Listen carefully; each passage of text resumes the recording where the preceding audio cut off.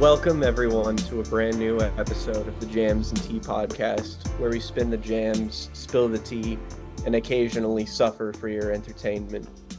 And this week, this is the thing. No one asked us to do this. This is all I us. asked you to do this. Well, technically, I know, but you know what I mean. Like, yeah, you did, but like, we suffer for your entertainment. But like, this is self. We chose this. See, I believe this was predestined.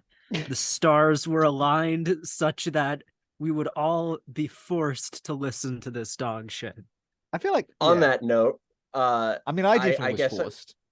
I don't. I should preface you here, or August, for the Jake, sake of the viewers, but I was forced. that we're doing a record club episode, and this week's record club is Falling in Reverse, their 2013 sophomore album, Fashionably Late. Now, album War crime. You're and- so 2000 and late, Ronnie Radke. You see, the thing is here with this album and this band is that I'm sure you might accuse us of going after low-hanging fruit, because, I mean, let's face it, this band and this album in particular is a punching bag. Would be, frankly, it'd be too generous of a descriptive term for this. Not particularly well regarded. Yeah, it's critically, this band has never been a favorite. And really, I wouldn't say that I've met that many people who are like openly fans of this band. And Actually, funny story. I have I've met the at way least I 30. learned of Falling in Reverse was or at least had first learned of them, was I had to do an interview for a student newspaper with someone, and they had mentioned this band as a particular inspiration.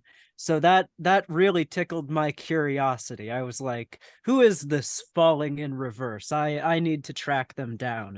And lo and behold, I was not disappointed. I was anything but. It perfectly elucidated who that person was to me, and as such, I canceled the article I was writing and never looked back. Before we get too far into this, I feel like it might make sense to set this up from my perspective briefly, because I came into this with the least foreknowledge of any of us. Of what You're we were on the doing. verge of tears. I'm fine. I'm golden. I came into this with the least foreknowledge of any of you. I knew it was a bad album. We've done these record clubs on bad albums before. We've gone through this. We've done this. I've seen this film before, and I didn't like the ending. But so I knew this was going to be one of those things. You know, I knew it was going to be that kind of thing. But I didn't know any more than that. I didn't look into it. I didn't think about it too much. I knew, okay, shitty rock band. I thought maybe it might be, I wasn't sure if it was like, you know, new metal or if it was like full on. I didn't know exactly what brand of shit this was going to be until I put it on. And I'm glad to some extent, for the sake of the purity of this, that I didn't know that, because I put this on, right? And so immediately I'm like, you know, the first song starts, Champion. And, you know, you got these crunching sort of metalcore guitars and these aggressive, sort of very modern, very slick punk growled vocals. And like, okay, this is the kind of shit we're listening. Okay, this is the kind of shit album that Jake's put forward for this week. It's going to be a shitty metalcore album. Okay, cool. All right, sick. I get it. I know where we are. I have some framework. You can imagine my shock, my disappointment. Imagine my shock when this evolved into many, many more things than just a shitty metalcore album. This is an umbrella this is like an umbrella that rains on you specifically. It's like a magnetic force that attracts all the worst kinds of musical shit that exist. And kind of fuses them into this kind of mecha shit, basically. You know, we have metalcore, we have hard rock, we have punk, we have all these kind of, you know, but we also have hip hop, we have trap, we have EDM, we have My life is like a video game. yeah, whatever the fuck we'll get video there. No, game we'll is. get there. Everybody, hold your horses, because Yeah. I need to do my best to attempt to explain myself to some degree, and B, add a little bit of narrative spice to this whole Explain thing. yourself before the courts. Now, the challenge, I guess you could say, with reviewing this album is that it's difficult to say anything about it almost substantively without just describing what it is. So that's one thing. Another thing is that we haven't done a review like this in a while, so I figured we That's were fair. due for one. You know, some of our best moments on this show have been yielded by us intentionally casting ourselves into the trash heap of music. But I have, I guess you could say, a history with this band, kind of adjacent to it at least. And, you know, I feel like some people, you all in particular, you might have paid attention to my, I guess, musical knowledge in the past whenever we've talked about bands kind of adjacent to this, bands like this, or Immure, or Black Veil Brides, or Escape the Fate. And you may have wondered when talking about this. I've you know, cast in my opinion. We've talked about bands like this with Connor in our group chat multiple times. You may have clued yourself in and been like, why exactly does Jake know anything about these bands? Because obviously, by the time I started listening to music, I already knew the reputation that these bands had, and I wouldn't willingly put myself in the line of fire for listening to these guys or their discography or whatever, but I have an alarming amount of knowledge about some of them, frankly. So I want to cast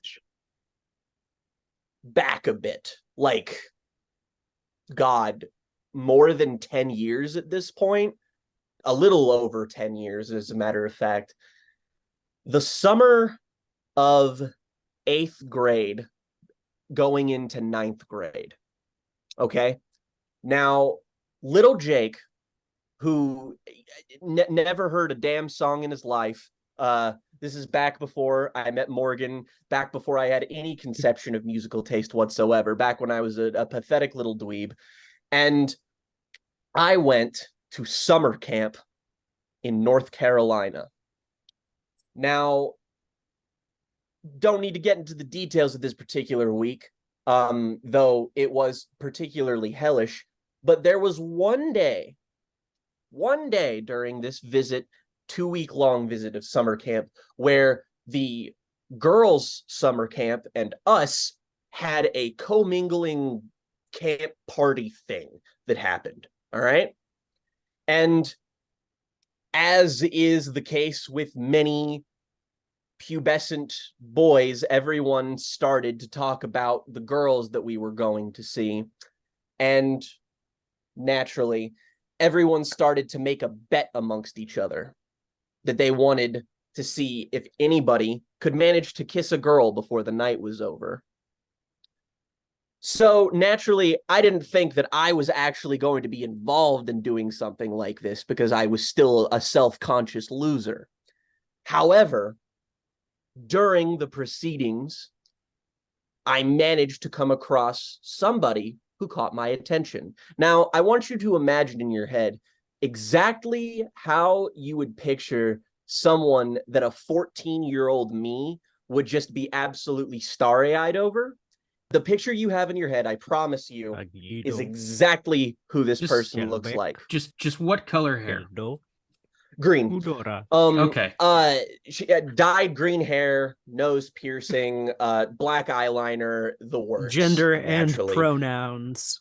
The whole I'm sure package. she was on the road. And, you know, like, you know, the thigh-high stockings, like, you know, the works. Absolute fringe haircut.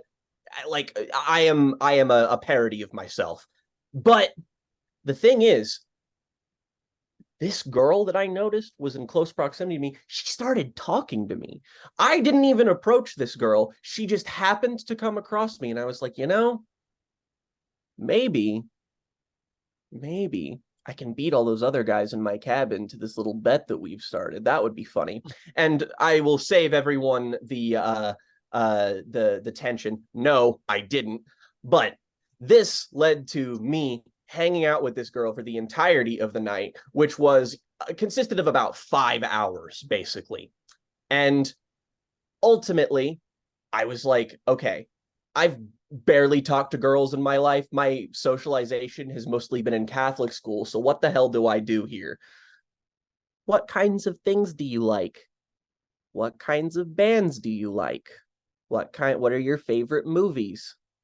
And so she told me things like what her favorite movies were, some things she liked to read, but mostly she talked about music. And one of the bands that she talked about was her favorite band. And that band was Escape the Fate. Now, if you don't know anything, Falling in Reverse. No, it wasn't. It was Escape the Fate. And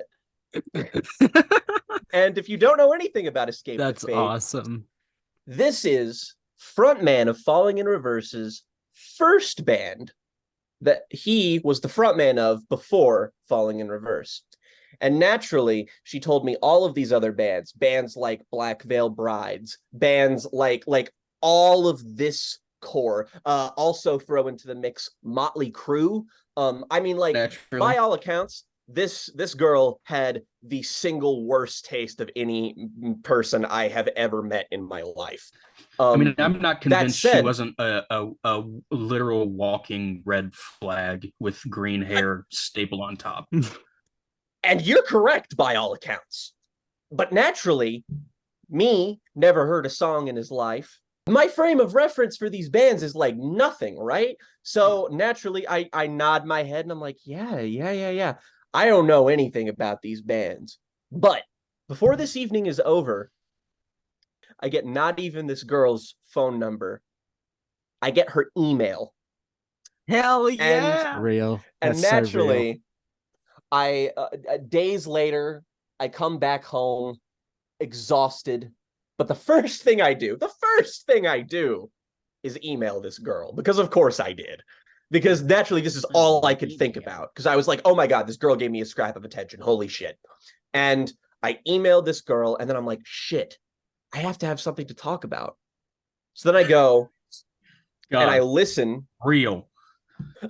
I listen to these bands that she's been talking about. And notably, I, of course, listened to her favorite band first, that she told me was Escape the Fate, which currently, I think at this point, I think she said her favorite album of theirs was, I think it's their sophomore album, This War Is Ours. It was the first time I was exposed to basically any form of extreme music, metalcore, that kind of shit. Never heard before in my life. Extremely bad.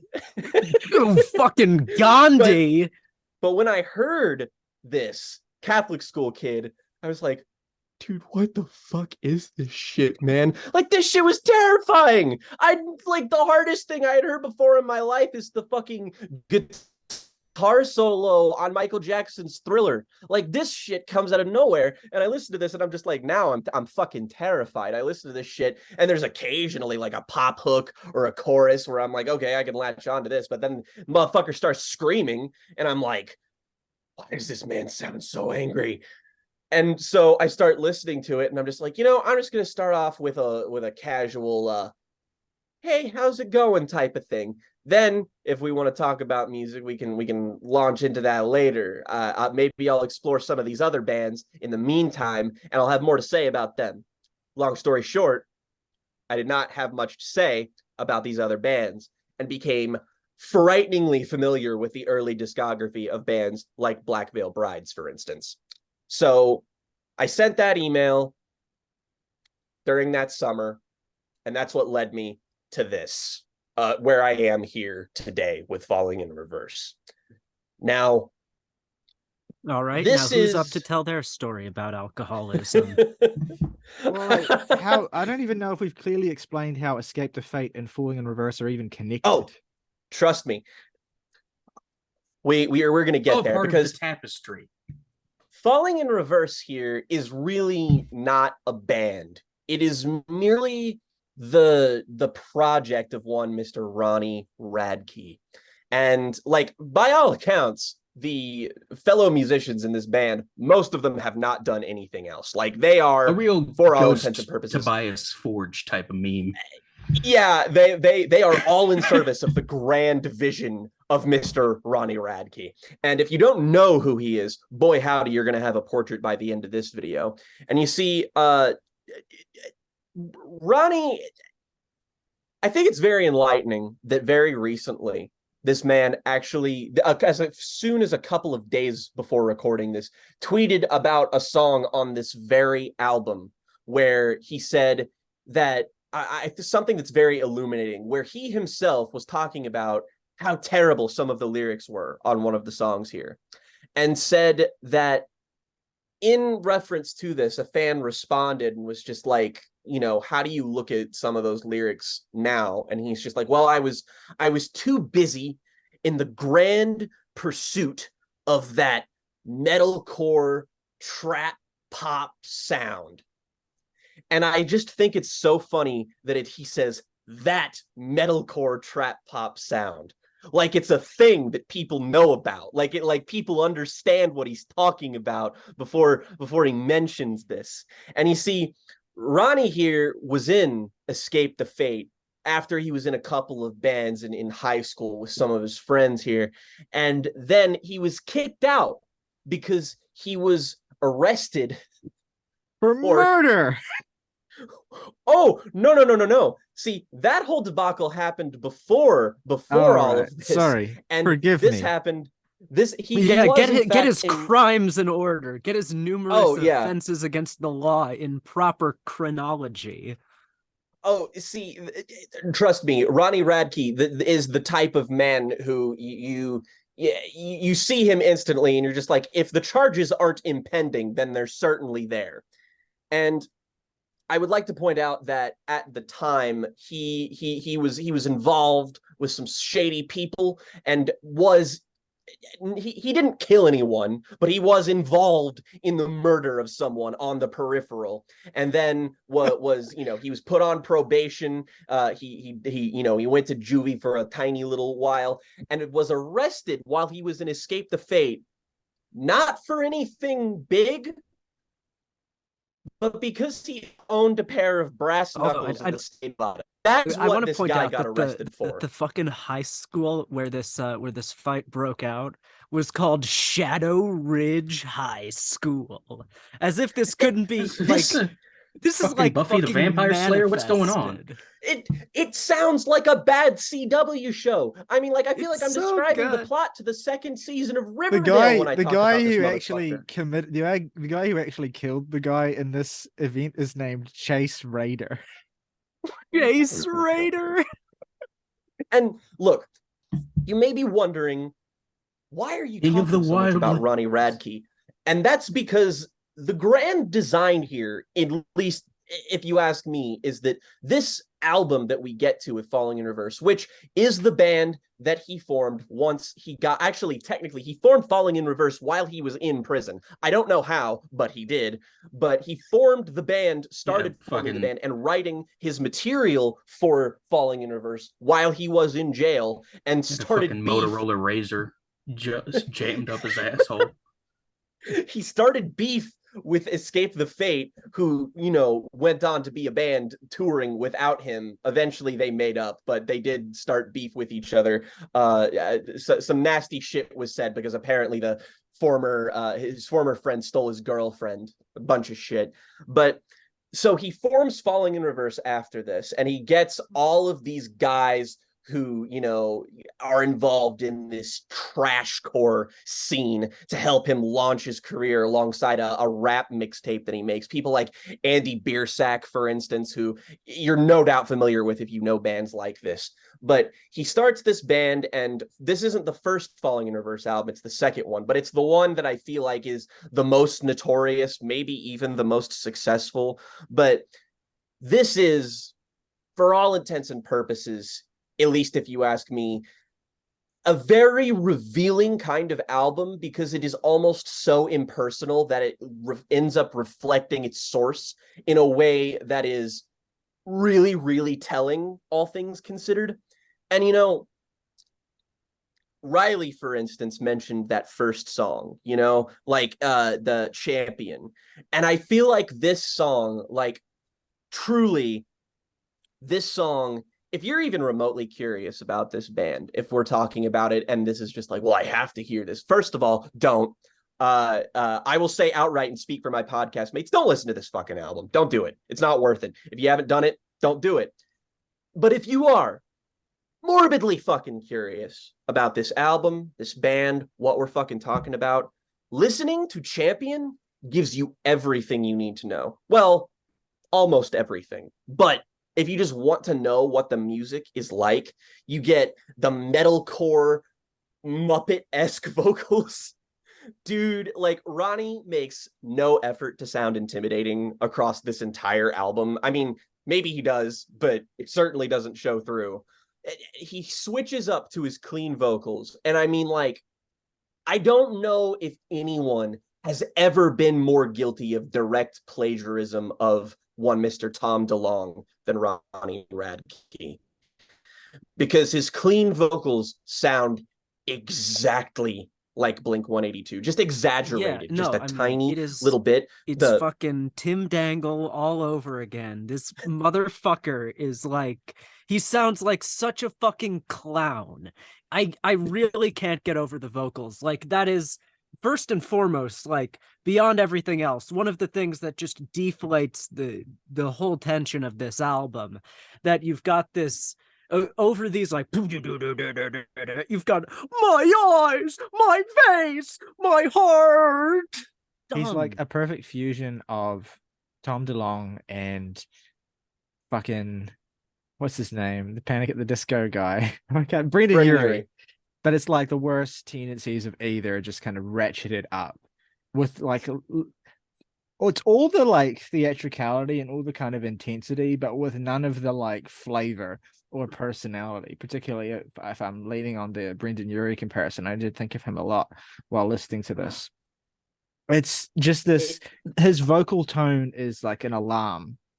It is just this, it is this banal, it is this singular, it is this completely scraping tone that has absolutely no nuance to it whatsoever, absolutely no kind of sense of melody, no sense of music to it whatsoever, because its purpose almost isn't musical.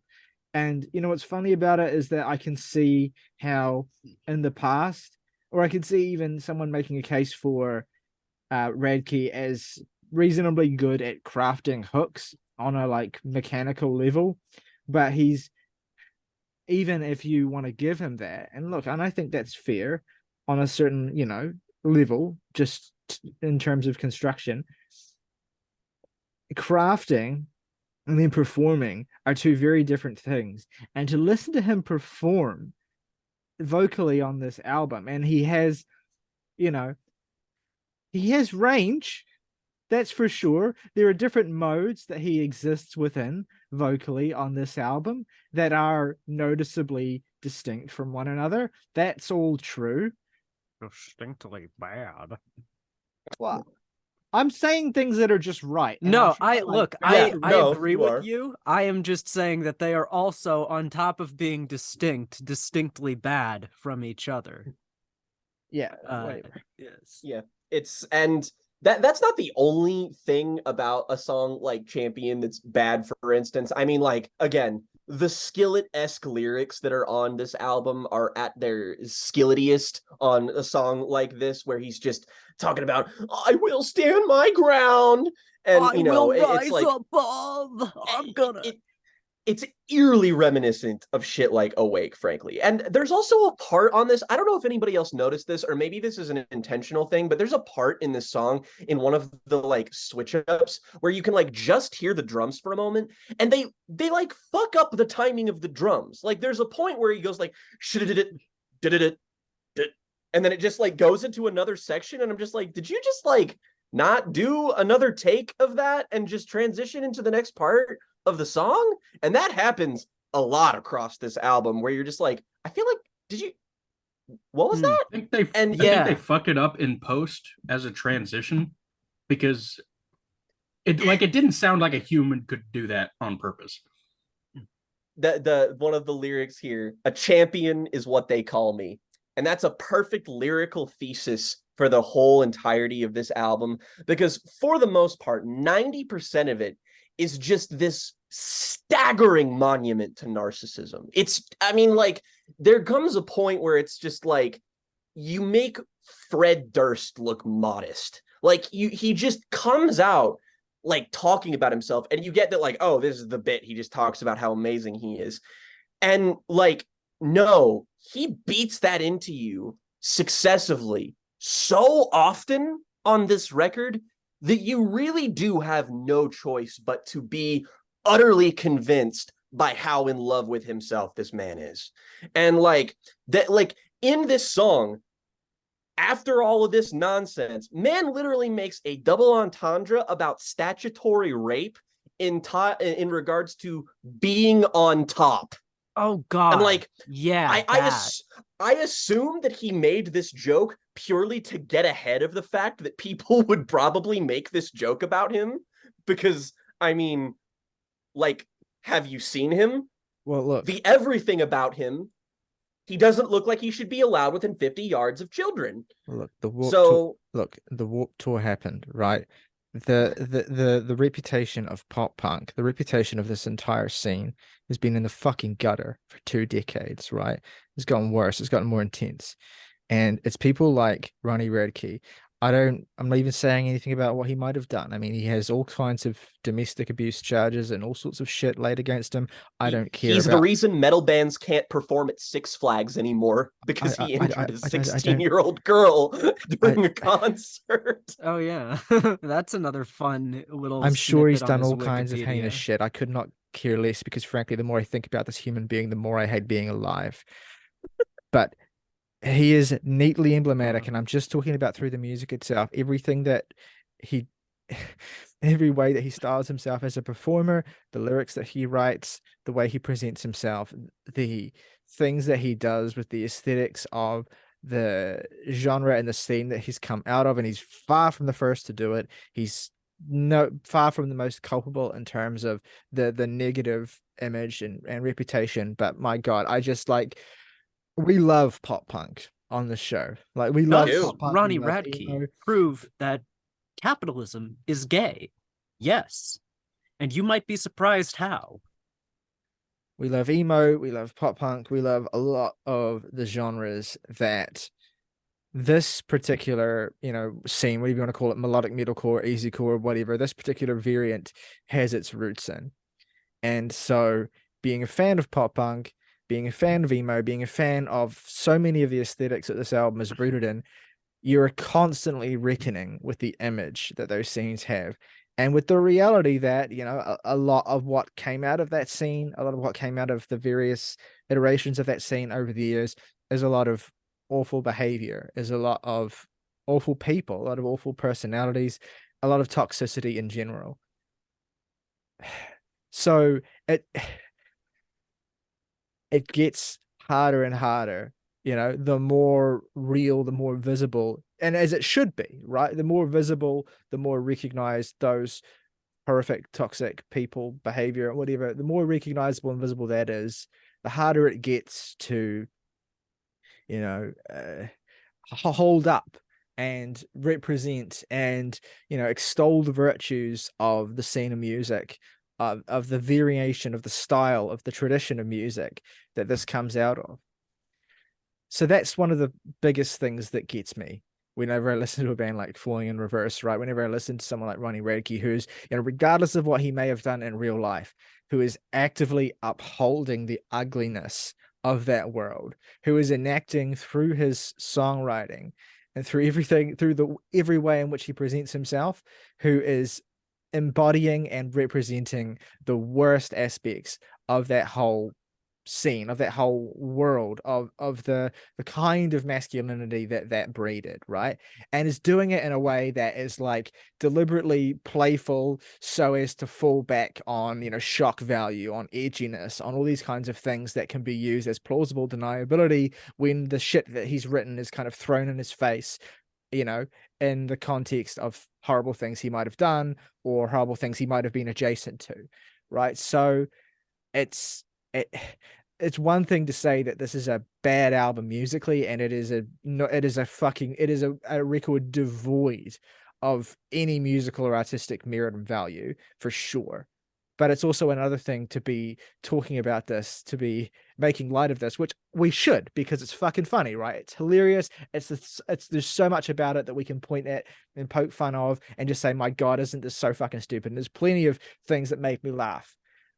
But I always come back to just like how fucking unbelievably apoplectic this makes me, just as a prospect existing, apart from any of the funny, stupid, bad things it does musically. Just like everything that this represents is just every reason why I fucking hate talking about having to kind of fucking talk about this.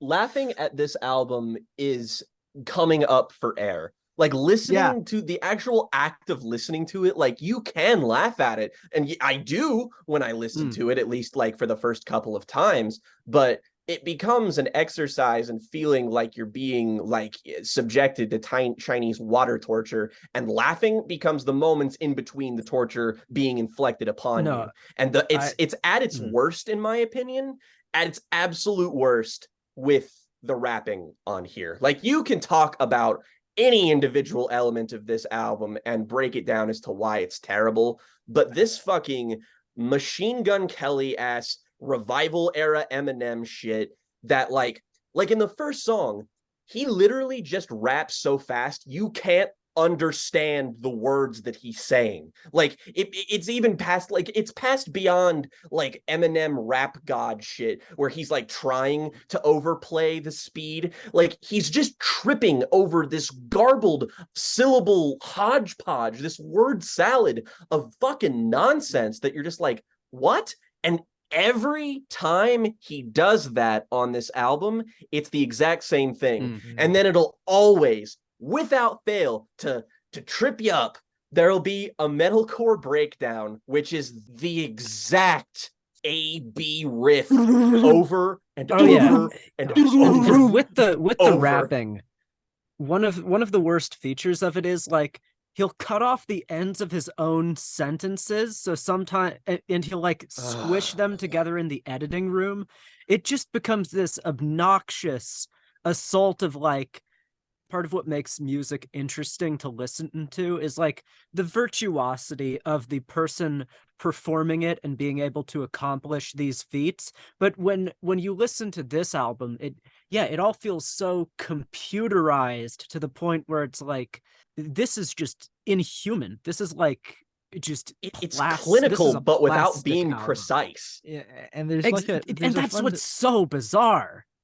There's like a fundamental irony, right, to a musical tradition that's rooted in the like melodramatization and the kind of the excess of human emotion, right? Like, the core, the realist, kind of most brutal and just kind of just teeth gnashing representation of like what emo's all about. Unbridled human emotion. There's something so ironic about the way in which that is taken in such an extreme direction, but also at the same time dulled so unabashedly and fully into this kind of kitchen sink sheen that it essentially becomes robotic. It becomes inhuman as a product of that. I think the most representative and maybe the most iconic rap verse on the album appears on the song Rolling Stone, where he goes off on this particular verse, which is seared into my memory now. Don't get it twisted. Ballistic characteristics when I rip shit intricate visions of infinite wisdom. Empirical, spiritual, lyrical, very cool synonyms. In layman's terms, I am the best, you must agree. I got that white boy swagger rapping right down to a T.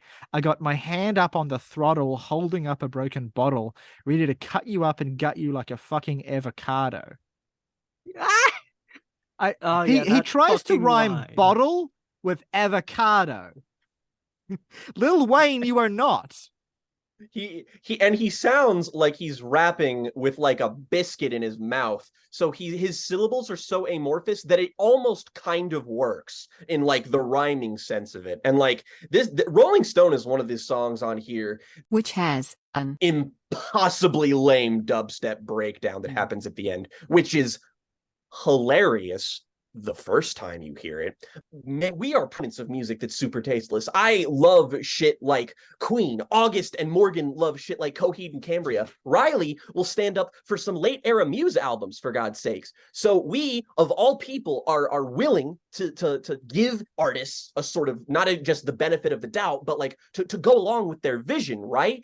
But when you have something as aggressive as Bad Girls Club, there is something so insidious about everything on here. Just the way it starts out with that fake chatter between girls being like, oh my God, did you see like it's this, again, cartoonish portrait of, the fairer sex that is obviously beyond parody. You can't engage with it.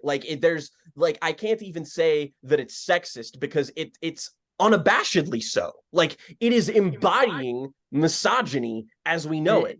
Yeah, we've got this fantastic on the instrumental, this drum that literally sounds like a fart. I mean, I know that's like an easy pejorative, but no, this sounds like a fart. It sounds like someone it's so bad. And then this like plinky do do do do do do do fucking beat. It's so, you cannot convince me that anyone in the studio listened to this and was like, this is it. This is the vision. And but I think there's never been an instance of someone telling on themselves more, but also simultaneously sounding like a child, that in the bars, she called the cops and made it seem like I was mean. She's not your average lady. She's fucking crazy, spelled C-U-N-T. Like, I just want to highlight that turn of phrase there. She called the cops and made it seem like I was mean. Like the subtext to that line, compared to how fucking childish it is on the face of it, tells you all you need to know about Ronnie Radke. And I'm not going to say as a person, because I'm not going to stoop there. I'm just going to say as an artistic personality, let's just assume this is all a facade, give him whatever. Everything he goes for, the in joke is, these women are crazy because they fucking complain when I treat them like shit. When I fucking beat their ass, they call the cops. What the fuck? And it's fuck, man? It's backed by, I think, the most overtly insidious thing about this album, which is not the narcissism, not the misogyny, all that shit. To me, this introduces an element of this album sonically that was not on the first song. And that is this 8-bit Anamanaguchi-ass ripoff shit where he puts in, just video game sound effects to his fucking songs. And it's this attempt on songs like this specifically to sort of embody the perspective of a high schooler. Those lyrics that Riley read, that's not him speaking from his point of view. At this point in his career, he's a 29-year-old man. But he is speaking from the perspective of trying to be a kid. And that's all across this album. And it's all so slimy. It's spiteful, but there's also this thing where he's just talking about how these girls are bothering him on Twitter and stalking him and looking him up on the internet. And it's like, you're an adult. Block them on Twitter. Who cares? How the fuck what is cyberbullying even real? Just walk away from the computer. Close the laptop, Ronnie. This juvenile perspective is just this insidious attempt to appeal to an audience that Ronnie is disguising himself as being a part of. Ronnie's persona isn't that of someone How do you who do, is fellow smart kids? enough to play into the obvious hate that he evokes. I genuinely think that, again, I'm not going to say it's him, but like the persona on this album is too stupid for that. It's more coincidental that he just doesn't mind being hated. It's not his goal. He just doesn't care that it happens. And just the fucking hook on this song is fucking nauseating. Ugh. Let's talk about the big single of this album, which we haven't talked about yet, which is the song "Alone," which is I got some shit to say about this song. There's so much. It's a fucking gold mine. This song, all right. Just a reminder as well. This album came out in 2013. You know, I like that this has unintentionally become a part of our ongoing series of 10-year anniversary record club. Oh God. Yeah, we just did Altar of Plagues, and now we're doing fucking Falling in Reverse. But yeah, anyway, 2013, and the man is dropping bars like "All I do is win, Charlie Sheen." Like, my dude, that was beyond dated in 2013 when you said it, right? That was an anachronism then. He talked about starting in 06 and reviving the scene. Bro, what are you saying? No, This shit you revived was never bigger than it was right before you came onto the fucking scene, right? You didn't revive shit. You fucking rode a wave that already existed so you could fuck as many teenagers as possible. Just don't fucking give me this bullshit, right? Don't fucking give me this fucking self-righteous, entitled, like, oh, I fucking, like, braggadocious bullshit, like, oh, I fucking did this, I fucking brought this to the game, I fucking gave this, and then my fucking band couldn't handle me, so I couldn't fucking stay, I had to go out of my own lane, bro, to fucking cut my own cloth, because these fucking shit motherfuckers didn't fucking give me the fucking credit I fucking deserve. Just fucking bullshit, motherfucker. You don't know fucking shit. Come and fucking at me, bro. Look.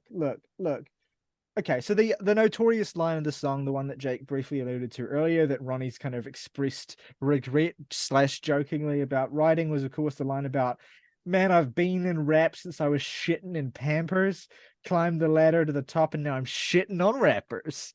This thing where that every white boy who wants to be the hardest dude in the game, at some point, it's a fucking rite of passage, has to drop a shit bar of some kind. I mean, Jake was kind of making fun of it in our last Now episode. It was so funny to me because we recorded that Now episode last week where I was talking about Machine Gun Kelly and the Jack Harlow diss, and he had that line where he's, you know, I'm my rapper toilet or whatever he said. No, it was that was what Jake said. It always makes me laugh. No, he said something about diarrhea or something, and Jake rightfully kind of pointed out that this is a trend with these bad white rappers, where it's like they cannot figure out how to like make fun of anyone without invoking shit at some point. And so, like, when I listened to this album, having just recorded that, and I got to this bar, I had this primal noise that I made this, and I was like punching the air like I was fucking at the end of Rocky. Like I was just like completely it was such vindication, because really, Ronnie, one of the true like majesties of this album, and I suspect one of the reasons why we're talking about it, is that every way in which this particular brand of white boy from hardcore background deciding to fucking lay down the fucking bars and take on the hip hop role, this kind of, you know, this how can I gentrify as much as possible sort of style of performance, right? Every way in which that can suck, like every way in which that can be cringe, every possible way in which that can be cringe and has been cringe is on this album at some point, is expressed in some way. You get every possible iteration of why that's cringe at some point on this album, and they crystallize so beautifully on the song Alone, which is truly a fucking marvel to behold. The fucking like electronic synthesized speech fucking part where that bit that's keeps going through the song where he's like, and I'm on that next girl loves sex over and over and over again. It's so fucking funny, man. It's so fucking funny. Here's what I think about Alone.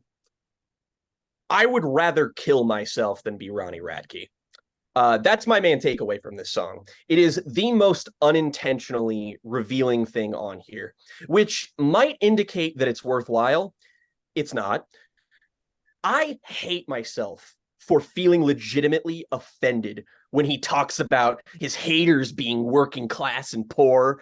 It's such a shallow provocation, but like as a real adult person, it's a reminder of everything that is unjust in the world. Like that these fucking talentless hacks like Ronnie Radke can make their entire oeuvre on this bullshit, where they make an album like this and it's all in the name of irony. They lean back on this whole, it's just like, oh, I'm leaning into the hate. I'm being ironic. All this stuff that they can just lean back on while still getting to indulge all of their shitty, toxic tendencies, getting it all out there and being annoying shitbags, and then being like, it's just a prank, bro, when they come under scrutiny of any kind. Like, I hate that shit. It goes beyond not liking someone and thinking it's unfair that they're successful. There are plenty of fucking musicians and albums that I hate, but I don't hate that they exist. Fucking one of the most notorious albums that we've ever talked about on here, Sear, is something that I can't even say that I wish didn't exist. It doesn't offend my sensibilities enough for that. This, however, is fucking useless. The chorus here being this out of nowhere, this declaration of not wanting to be alone, honestly tells us everything about Ronnie. This is the only way he doesn't feel alone and gains fulfillment. All of it just serves to lean in to this image, this aesthetic, this idea of somebody who's smart enough to play into the hate and be tasteless enough to earn the ire of many of the tastemakers and shit. So you can say like, well, I got the fans, bro. And I'm like, this is such a limp-dicked, spineless excuse to make music, and I resent its very existence. I hate this shit. Yeah, this is by a comfortable distance the worst thing we have ever reviewed and probably ever will review for this show.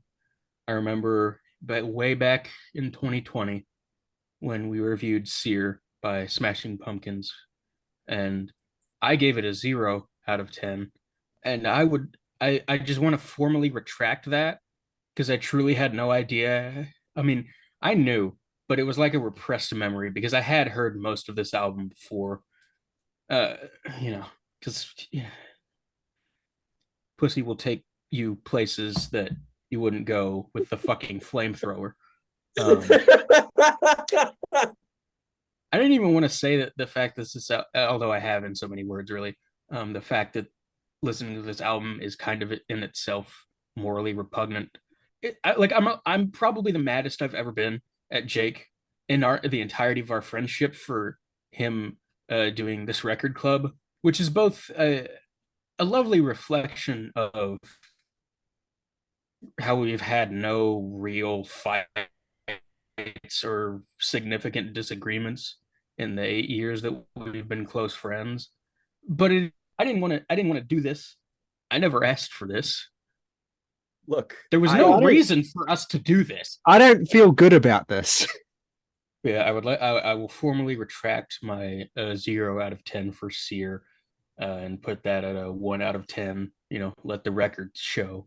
And I would like to issue a formal apology to. I have a list actually that I'd like to issue a formal apology to of groups or artists in general. I'll start with podcast related ones, and then we'll get to just bands that I've endlessly shit talked in my waking life. Yeah, I will apologize to Viagra Boys, Captain Beefheart, Biffy Clyro, Joe Talbot. I could have been a little easier on him in retrospect compared to this monolith of banal evil. I'll also apologize to Limp Bizkit and Toby Mac. It's hard to say because of proximity, but I would like to issue an apology to Black Veil Brides. You did make better music than this. I don't know how that's possible, but you did. And while I'm here, I'll issue one to Sleeping with Sirens, Pierce the Veil. Yep. I'll issue one to Fall Out Boy. I'll extend that olive branch. Mania, not that bad actually, as it would happen. There are like, regardless of how much you enjoy, again, the strand of synthesized pop punk that this comes out of, there are legends of the genre, right? Like Fall Out Boy are Oh legends. yeah. You know what I mean? Blink are legends. They are fucking they put in the work and they fucking made that shit real in the world, Mhm. right? And Yeah, Fall Out Boy is a flavor of it that I detest, but it is a flavor. yeah, there was So This it album does resonates with feel like somebody.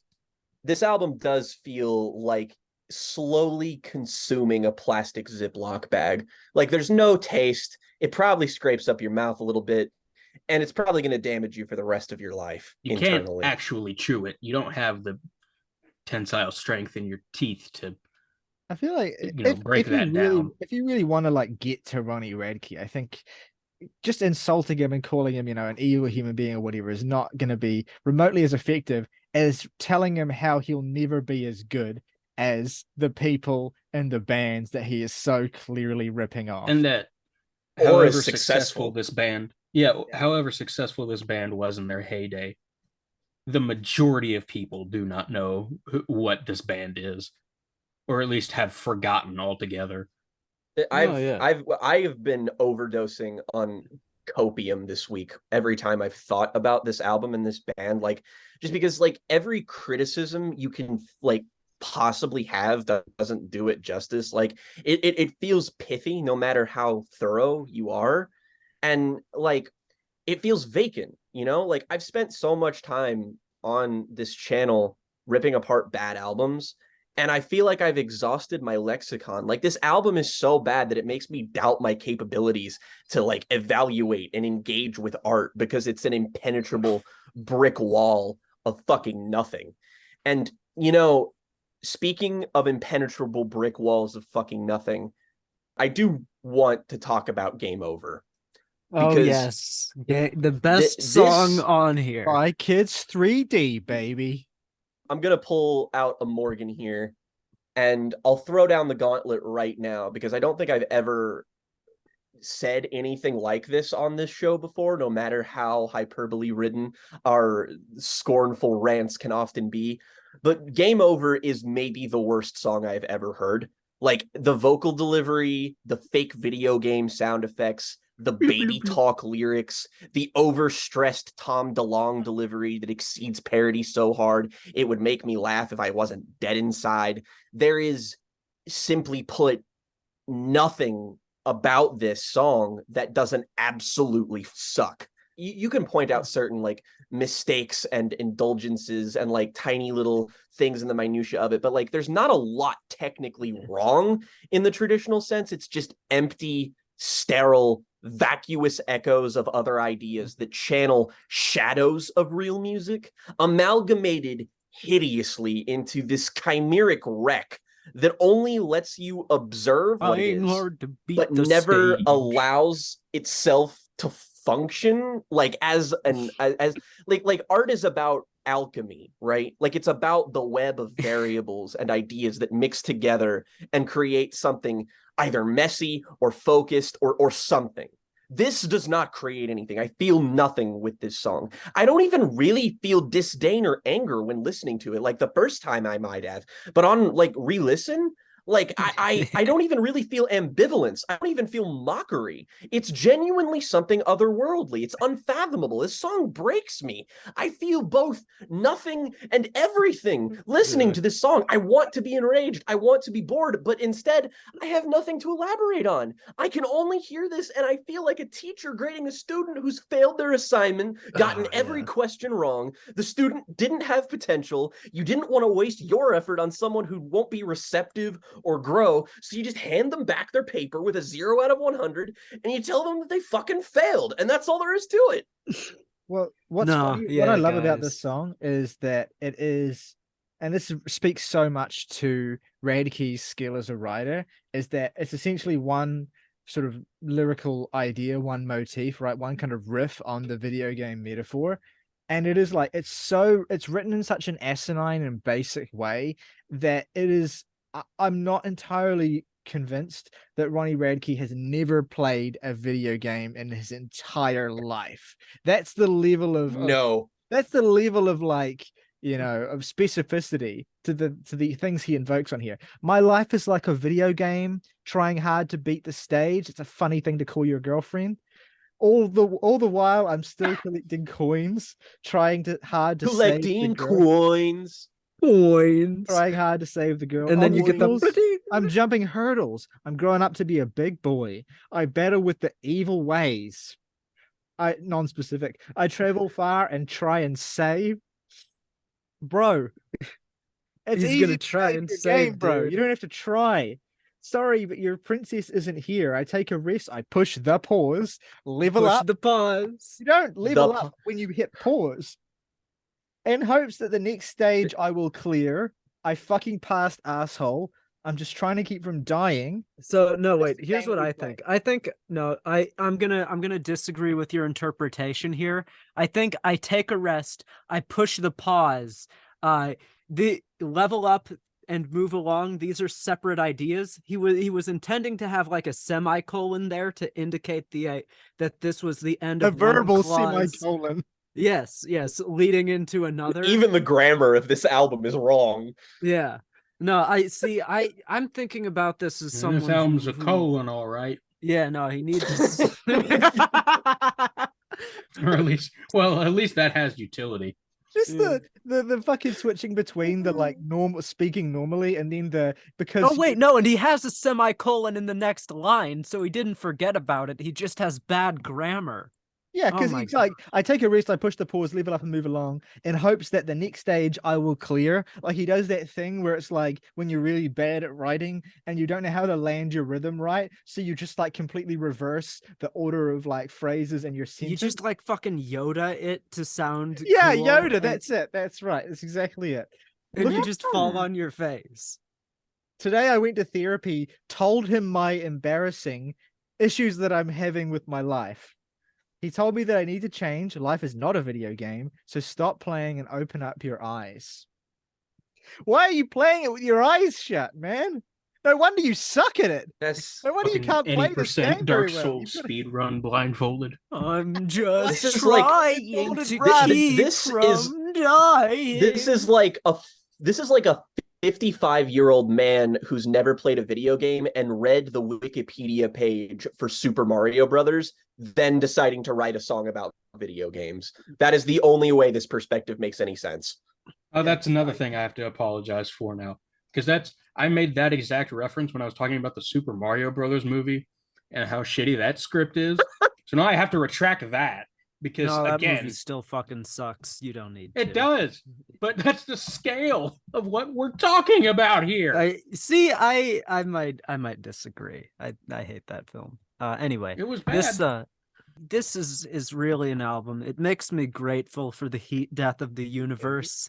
The idea that we will all be forgotten and absolved to the sands of time, permanently, our atoms scattered to the point of not even being recognizable as atoms. The protons, the neutrons, the electrons, every fundamental force that makes up our universe, everything you've ever seen, everything you will ever see, everyone you've ever known, will ever know, everyone who's existed or will ever exist will someday be gone, scattered to the cosmic dust, the debris. And this album makes me think that's a good thing, because maybe we don't need to remember any of this. Maybe we can all just Like, forget. Tears in Or rain. perhaps the universe is just this Nietzschean spiral of self-repetition where we're this is like the 1,000th cycle where we are reviewing Falling in Reverse, and we're just gonna be stuck here forever in some way, shape, or form. just to I think it's very, that's a profound you and think. powerful point you've made, August. Just to kind of drag it back a little bit to the album, I have got one point that I finally thought of, a point, like an actual album review structural point that I can make, which is that the album has this interesting arc where, for the most part, in the first half, you get this very typical, this very like, you know, obvious and pathetic and lame, like braggadocio mode from Ronnie, where it's all about kind of like talking about he's the champion, he's the best, no one fucking is on his level, no one gets him. The women in his life are just fucking there for sex and nothing else, and they're fucking annoying, and I'm, you know, all this kind of stuff, you know, and then you get a switch that happens with the song Born to Lead, which I always read as Born to Lead.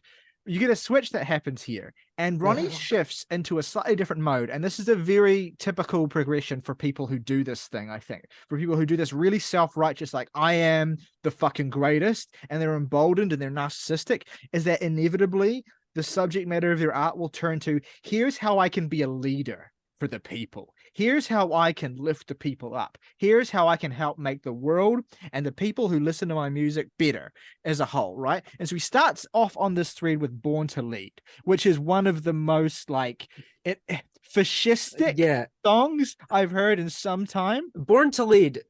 Oh, that's such God. a good song. I love how Born to Lead, it starts out in this like almost ballady area, and then it just charges headlong into this fucking Dragon Force riff, and it sounds so fucking funny. funny, dude. It's fucking hilarious. With insightful nuggets such carry as on. the man in the mirror is the one that you fear most, and just like a ghost, you'll escape your fate. He's fucking the band. Ah! You must not lose your hope to be the last one standing out. And when that day comes, they'll know what you're about. And I just want to show you here that Apple Music has put no as in N-O in the lyric here, which is Hey, I'm sure they take submissions. Probably No, just I'm Apple Music doing that, but it always makes me laugh. And the mixed messaging on this song, right? Of the idea of like, you'll escape your fate. You'll survive, you'll come out of it, but then being like, don't waste your time because it will never work. Don't try and fight, it only makes it worse. Like, what is the point you're trying to make here? Is this some kind of you like, can achieve your dreams and I've got your back, contrasted with you'll never defeat me because I'm awesome. Like, I've never felt less inspired by anything in my life. I mean, somebody once told Ronnie Radke, "Your music saved my life," and he took that and he fucking ran. I'm with you, Morgan. I think that I feel like we owe some level of apology to basically every single artist we've ever called a narcissist on this show. Yeah. When I listen to this shit, right? When I listen to this fucking guy who's like, I'm going to make a self-empowering anthem, but he just can't commit enough to that idea the moment it starts to contradict with the idea that he might be the greatest of all time. Whenever he starts to realize that what he might be doing is bringing people up to his level, you know, what he views as his level anyway, he just completely capitulates under that and then just undercuts everything he's doing. I mean, Kanye, at least he's severely mentally ill. And he at least has that to fall back on. I'm not gonna fucking get into Kanye because Kanye has so much great art that it's like it's not even funny when we're talking about him in the context of this. But like the way that this Billy new Corgan, thread, same right? thing. This new thread of Ronnie as simultaneously this completely flawless and fucking Ayn Randiest sculpted perfection, you know, he's simultaneously this, but also in songs like self-destruct personality. Sorry, you know, he talks about, you know, he's torn. He doesn't know how to be the person he wants to be, the person he wants to kind of portray himself as, but also be tortured and also be broken and also be, you know, just I need suck on my dick, please. You know, he doesn't know how to reconcile both of these ambitions that he has, or both of these ways of viewing himself. As he's look at, you're either the greatest fucking man that ever lived, fucking flawless, fucking perfect in every conceivable way, and have no fucking problems. You're either that, or you are the piece of shit person who is broken in every way, who can't maintain a relationship for more than fucking 5 seconds, who doesn't know how to act like a normal fucking human being in a social fucking environment. Which is it? Because you're giving me both. on this album. I'm not just saying how I interpret it. You are presenting both of these things. You're presenting yourself in both these lights. And don't tell me it's some kind of, it's the dichotomy of the human existence, right? You know, you're up on top and then you're in the lowest pits of hell, and that's the arc of time, baby. Pick a lane. Who are you? What are you trying to say? Have a thing you're trying to say. And fucking believe it. And fuck the rest. My mind is like a puzzle or a Rubik's Cube. Yeah. Oh, that's another Figuring me great out is line. something you shouldn't do, because my thoughts are locked inside a padded room, and if these padded walls could talk, I'd surely be doomed. I fucking wonder what they'd say. There's some police sirens in the background right now. They're probably coming from me just for streaming this. We're all on a list now for listening to this, by the way. No matter how many lists or how severity of that list we might get put on, none of them could be as bad for the offense, frankly, of the run of songs from Game Over to Keep Holding On, which I think, if I can award this another bit of acclaim or esteem from myself, this may be the worst 4-track run I think I've ever sat through in terms of bad albums, which I haven't heard a lot of like horrible albums in comparison to the amount of albums I listen to, thankfully, just because I try to be a little bit discerning. But this is a wasteland, honestly. Like Self-Destruct Personality, like this is the point where it really does feel like Ronnie Radke has ire for everything in existence. Like every lyric he writes on this song just seethes with contempt for anything that isn't him. Not in an all-encompassing or evocative way like bands like Slipknot, where the misanthropy masks something deeper, something primal, something revealing and honest. This is just a mess of lyrical ideas with no direct songwriting focus. It's sounds that fit a vague structure of a sound. It's phonetic in nature, almost. Like I can barely discern the meaning from the lines on this song. And as for fuck the rest, I mean, frankly, I agree. Like, I don't want to figure you out, Ronnie. You are a Rubik's Cube. If I did, my life would be worse. When he says, I'm happy I'm winning, I don't think that he's masking any deep-seated insecurity or being revealing or being this sad, pathetic man with an ego. I just believe him. I think he is happy. And that's why this song sucks. Because somehow, some way, someone found a way to be fulfilled while making this, and that's just something we have to live with now. Like, no, Ronnie, this song is not for me. It's for you. Everything is for you. And then it ends with a fucking Charlie bit my finger joke? Oh, I forgot about that. What are you fucking... Why? Not even a joke. It's just like, here's a clip of Charlie bit my finger. Like, I think I could excuse that if he used some like dumb like rage comic bit, which would have been equally embarrassing, don't get me wrong, but at least it would have been contemporary to the time of this album's recording. Humor adjacent? Every time this 30-year-old man talks about kids on this album, invokes kids, invokes teenagers, invokes high school, I can feel my own. No, it's the I can feel my again. bowels swallowing my stomach. You know, all the high school kids are sick of being told to relax. The crazier the kid, the tighter his pants. That's a fucking line on this album, and I don't. How do you say that? And how do you still have a fucking career? Like, how do you say that shit and not like? Because I get it. Like, he's making a fucking fashion joke about goths and shit and emo fashion styles. But no, you're not either. You know what I mean? You're doing, but you're fucking, you're putting the... You know what you're doing. You're putting the fucking cart before the horse, and you're fucking ramming the horse's head into the cart. And the funniest song on the album to me, well, maybe not the funniest, but like, the natural climax of this kind of hypocritical, shallow arc where, you know, I am the greatest who ever lives. Please let it be Keep Holding On. Is the song Keep Holding On, right? Oh, where he decides, right? Ugh! Not the first time. He's done this throughout the record. There's previous songs where he's like, you know, he invokes the sense in which he's been attacked and oppressed by people who don't understand or by people who want to fucking take him down. But here you get the full-on anthem, right? And he does it in the fucking stupidest way possible by fucking making it into this inspirational fucking football montage, fucking anti-bullying, fucking 5-year-old fucking piece of shit. I thought I had myself all figured out, but I spent my whole life holding myself down. And it seems to be the sort of thing I keep doing constantly, addicted to the pain I cause myself. Addicted to the... Oh yeah, also this song, same flow as Game Over. Same like It is. yeah, because Yeah, why yep. wouldn't it be? And then when he gets fucking meta, right? He's like, oh, here I'm gonna get like real artistic and insightful, right?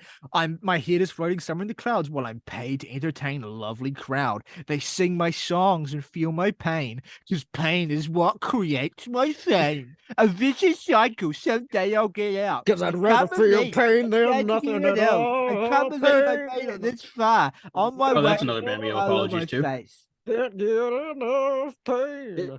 This this feel pain than this nothing at all. fucking song is such a crock of shit. Like the last couple of songs on the album, they invoke like an existential horror of like the emptiness that he's evoking. And like I guess that it was indicative of something, I guess. This is just talking about angst and pain and how feeling it makes him make songs and how he wants to get out. And I fucking believe none of it after what came before on the album. This is one of the most cynical, dishonest things I've ever heard, trying to pander to kids who feel alone and depressed by invoking these lyrical fragments. They're supposed to relay this notion of empathy, and it's bullshit. It's bogus. Fuck you. Eat shit. You're another rich asshole in a world full of rich assholes. You don't relate to me. You made that abundantly clear to me on the rest of the album. Man, suck my dick. Fuck off. The most revealing like aspect of how like obviously difficult this very thing that should be very easy for him to do is like demonstrate basic empathy is the fact that as the song goes on, the writing starts to become like broken English. Like he starts to completely forget how to put a Barely sentence together. coherent.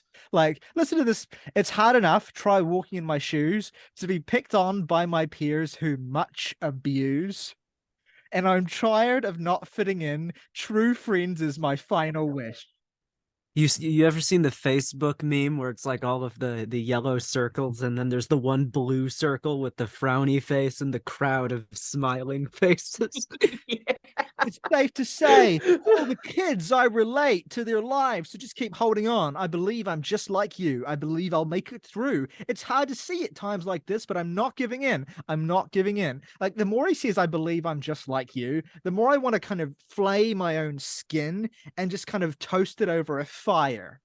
Just do an old Jesus Christ and just You are nothing crucify like yourself. me. I have no skin. And I want to just say one Jesus, that's fucking terrifying conceptually. I have no skin. That is the darkest we have ever gone on this podcast. I want to walk up to Ronnie Radke one day and then just like I'm gonna just like rip my chest open, just tear apart the seam holding my two pecs together, and just expose to him my beating heart and pull it out to him and say, "We are nothing alike." And all he'll do is be like, "Wow, what's wrong with that guy?" He What's sounds wrong like with Sonic that the guy? Hedgehog in my head for some reason. Whoa, man! Shit, got a blast. That's Jimmy Neutron. Never mind. Got a beat. Boom. Like, I mean, at least the album ends off on the fucking slide guitar polka ass song Drifter. This song is this is pathetic. What is This this? is It's just by pathetic. some distance my favorite thing here, What, for whatever that's worth. what is it? Probably, Either? yeah. Like, it seems so random to just put that in there. It doesn't. Also, I want to say one of my other No favorite clue. details, one of my other favorite details about these songs is that the worst ones, like when you think like, okay, everything about this sucks and it can't get any worse. He ends them on a fucking fade out, and the way I'm he sorry, uses fade outs is The just so skin fucking bit funny. is still like too good to me. We just And I hope really need I need like an image of someone. You should draw that. Just draw us without our skin on, and send it to the Gens and thumbnail to the Feet video. Twitter. And like, there's this other thing that I haven't even talked about yet that he does when he combines the metalcore and the rapping, and he does he does rapping really Ugh. fast in a Cookie Monster growl voice. And I shit you not, every time he does it, like he does it at the end of Self-Destruct Personality, every time he does it, he sounds like the fucking dude at the end of the epic rap battles of history videos who's like, who won? Who's next? Who's next? Decide. You decide. No, I mean this whole album, it sounds like something that could fit on like the Smosh YouTube channel, I just want to say. And I could see like Anthony Padilla or Ian Hecox. Yes, I know both of their names. Imagine a world where Ronnie Radke was on Smosh. You know what? Way too mean I to don't both know of if I those can. guys. Yeah. Maybe I Yeah. can like temper my rage by just imagining this whole thing as an elaborate like early 2010s YouTube era shit post, right? Because everything about it Yeah. does fit in with the kind of like, oh my it god, he fit- was so goofy, Maxim. No, yeah, it really of that does period. fit in so perfectly with that era. And I think that's another big reason as to the earlier point of why this album does not hold cultural cachet anymore, because it is so markedly of its era, of that brand of edginess, that it was just doomed to just flounder and get worse with time, because as the world grows further and further away from that moment in culture, like less and less people are going to care. The ideas on here are just going to look more and more like a dated reflection of that period. But what's not going to age is the douchebaggery on display here. No one will forget. You know, We should, well, to everyone should to forget. kind of put a bow on it is like, and to kind of continue that exact thread of like that era of the internet, is that, you know, right the day we record this, I happened to see on Twitter that like none other than legendary YouTube edgelord iDubbbz has just issued. I was thinking about this like a minute ago when August was talking about this. I was thinking about this exact thing that you're talking about. Yeah, legendary shitlord iDubbbz has issued a very emphatic and well, eloquent apology for his his particular brand of shit posting as it related to the His use of the N-word. Yeah, and it was like Yeah. it was this real teachable moment, right? Like I don't care about iDubbbz, and I'm not saying he's all of a sudden Jesus or anything, but like it was this real moment where you're just like, it was a moment to reflect on like how far and how drastically things had changed in so many different ways since that era. And yet you still have Ronnie Radke as the same motherfucker he's always been and will probably always will be, right? And it's funny to think about how the nature of our evolving culture in the internet era is, it's like, you either evolve, you either move with the times, or you regress and you fall into the the shit heap of history, and you become dated, you age, and the pressure to progress or the pressure to move with the times has never been greater in modern history than it is right now. And so you just have this nice little example of how the choice to regress, the choice not to move forward, can make you seem even more shallow and hopeless and empty than you might have in your heyday. To cap this off, I want to end this, to bookend it with how my story ends. And you see, I sent that girl from camp that email and then immediately regretted it because it was such an empty, like, hey, how are you? And I was like, shit, that's not a good conversation starter. And I eventually did send a second email directly after it, talking about how much I enjoyed all that music she talked about. One of my more pathetic moments, most certainly. And naturally, through that entire rest of the summer, I heard nothing from her. And then, the day I come home from my first day of high school, there's a little email in my inbox. It's a response from this girl. 2 words. That's great.